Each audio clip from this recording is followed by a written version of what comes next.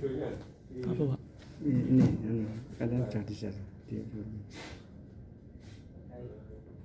informasi konsep ketatanegaraan Islam terhadap sistem ketatanegaraan di Indonesia. Ini Pak. Oh, ini katanya. Sebenarnya sistem ketatanegaraan di Indonesia tentu tidak lepas dari sejarah panjang, di mana sebelum kemerdekaan Indonesia itu di Indonesia sudah biasa kita kenal dengan sejarah seperti Wali Songo, dan saya Subakir juga, di mana beliau yang itu menyebarkan syiar Islam. Lalu kemudian juga sejarah terkait kemerdekaan di situ juga banyak dipengaruhi oleh orang-orang yang memiliki background Islam seperti Soekarno, Dr. Aminoto dan lain sebagainya, meskipun tidak sedikit dari para yang ikut andil dalam proses kemerdekaan Indonesia yang memang juga para pejuang itu dari agama selain agama Islam, sehingga terkait sistem ketatanegaraan itu juga dipengaruhi banyak diakomodir apa yang sebelumnya menjadi latar belakang dari agama para ini waktu itu ya, para istilahnya mungkin bisa dibilang para pendiri atau para perumus sistem ketatanegaraan di Indonesia itu sendiri.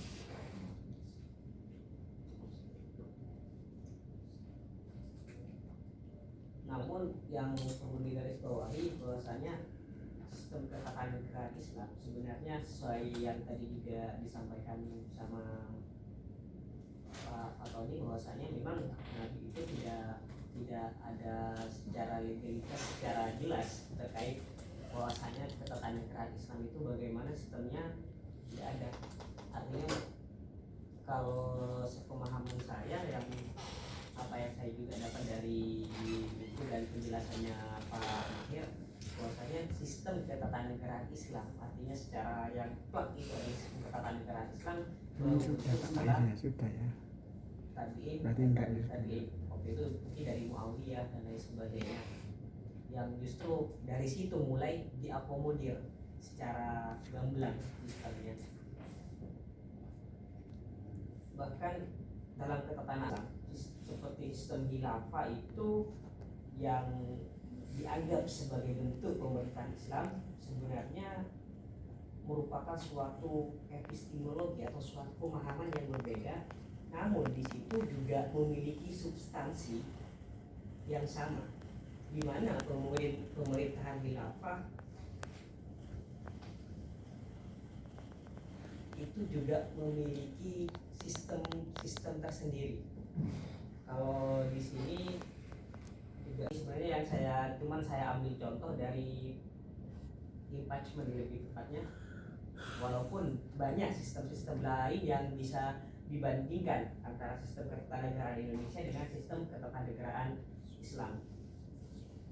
Kalau di sini yang satu yang saya ambil contoh di sistem di konsep impeachment di dalam undang-undang NRI itu tahun 1945 pada pasal 7A, 7B dan 24C di hukum tata negara Indonesia itu salah satu alasan impeachment dalam pasal 7A itu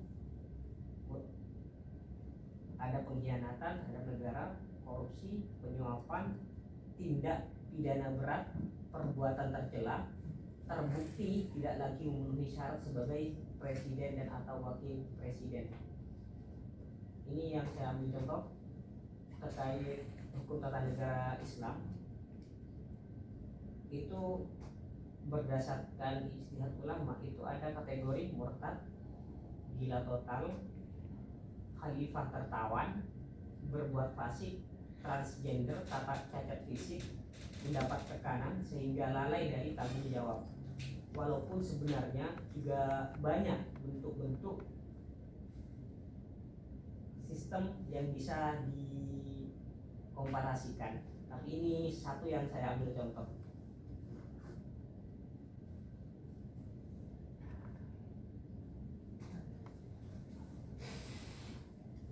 Kalau di dalam Islam, kalau dalam salah satu hadis itu disebut bahwasanya negara merupakan perlindungan bagi mereka yang tidak memiliki pelindung.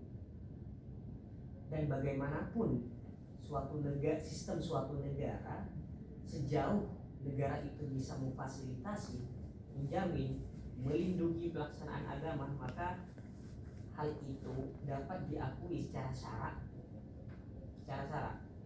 Seperti khususnya di Indonesia.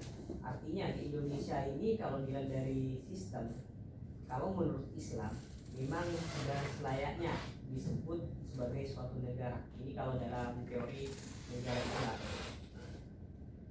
Karena dalam Islam itu bagaimanapun bentuk sistem suatu negara, selama mampu menjaga agama yang ada di dalam suatu negara tersebut, serta masyarakatnya, baik dari segi harta, jiwa masyarakatnya, dan lain sebagainya.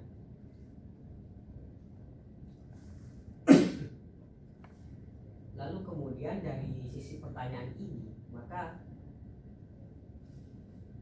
Indonesia itu bisa disebut sebagai Darul Islam atau daerah Islam, namun tidak bisa disebut sebagai Daulah Islamiyah atau negara Islam.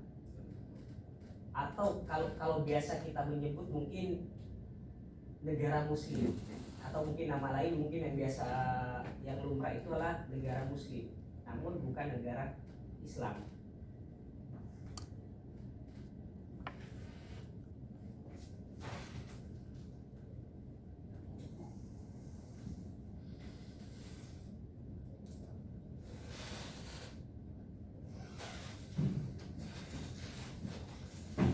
Dan juga sebenarnya ada beberapa prinsip yang mendasari dari sistem pemerintahan Islam.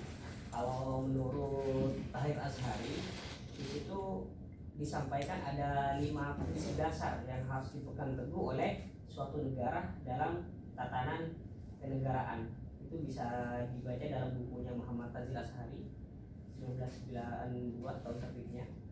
Pertama, negara itu menjadikan kekuasaan sebagai amanah, di mana kekuasaan ini diyakini merupakan suatu keyakinan terhadap Tuhan sebagai sumber segala sesuatu, termasuk kekuasaan ataupun kedaulatan. Kemudian yang kedua, senantiasa menjadikan musyawarah sebagai tumpuan dalam berunding menyelesaikan perkara. Kalau dalam musyawarah ini mungkin biasa disebut dengan istilah yang sesuai dengan negara kita adalah negara demokrasi. Artinya bukan negara yang otoriter, semuanya hanya diputuskan oleh salah satu pihak.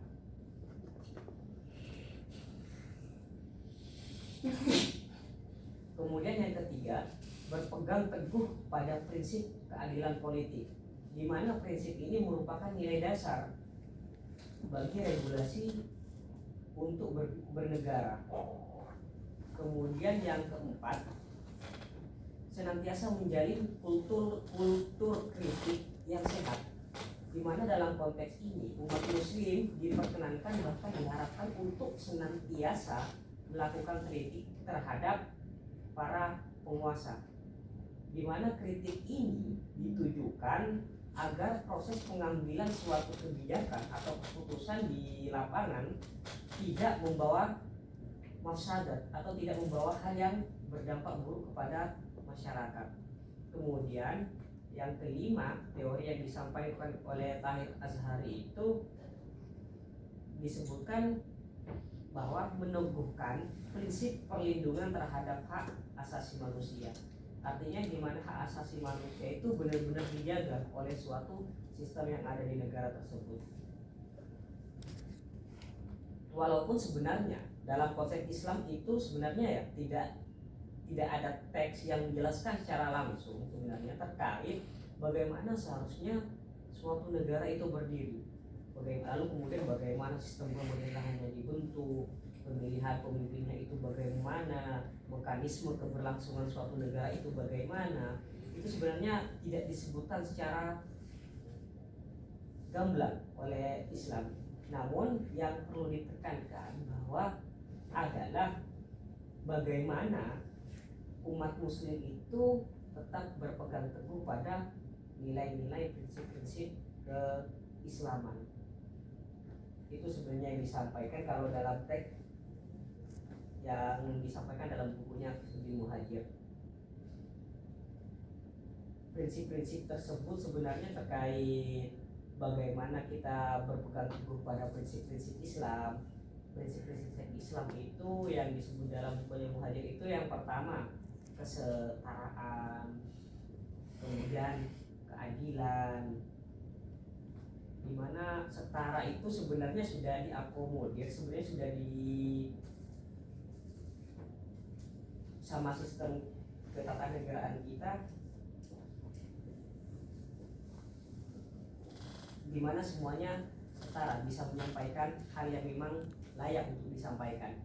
Kemudian kedua terkait keadilan, artinya di mana suatu keputusan atau sebuah peraturan atau sebuah sistem yang memang dikeluarkan oleh suatu negara itu memang harus juga berlandaskan pada keadilan. Kemudian yang ketiga, sebagaimana yang disampaikan tadi, yaitu adalah musyawarah. Dan hal ini sebenarnya juga tidak asing bagi kita semua, juga banyak ditemukan di dalam Al-Quran. Itu biasanya wasyawirhum fil amri. Dan yang keempat yaitu terkait kebebasan, di mana kebebasan ini merupakan hak yang melekat dan tidak pernah lepas dari manusia sebagai makhluk yang mendapat anugerah kemuliaan. Dan yang kelima yaitu adalah pengawasan rakyat, di mana kalau di dalam syariat Islam itu setiap rakyat mempunyai hak atau kewajiban untuk mengawasi suatu bagaimana sistem negara itu diberlakukan.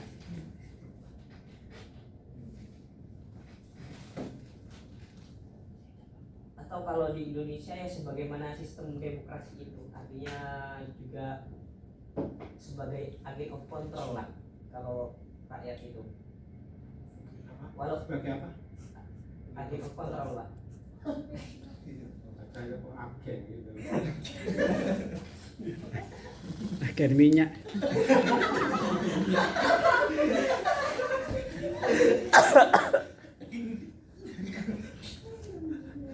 Control of agent. Control of agent wae. Balik. Wae kok. Anjing Banyak agen pengawasan. minyak. Itu struktur yang bahasa Inggrisnya, bahasa Indonesia itu agen kontrol. Langsung ketolak otomatis ya Pak kalau gitu. Lah terkait kebebasan di sini, karena ini kan ini saya akomodir sebelum kemarin kita bertemu dengan Pak Himawan. Kalau Pak Himawan menyampaikan kemarin bukan kebebasan, lebih tepatnya lebih kepada kemerdekaan. Apa bedanya? Kebebasan dengan kemerdekaan. Maksudnya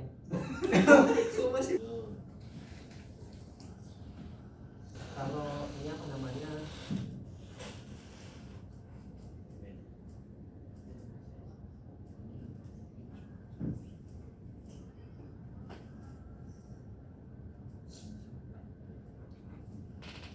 kalau di Indonesia meski tidak menjadi Islam ini meskipun tidak menjadi landasan secara tekstual, namun sebenarnya Islam menjadi spirit dalam pembentukan sistem ketatanegaraan ini, di mana Islam itu membenarkan keberadaan negara dengan sistem yang ada di Indonesia atau bahkan dengan sistem apapun, selama sistem itu menjaga nilai-nilai keislaman sesuai dengan prinsip-prinsip yang sudah disampaikan tadi.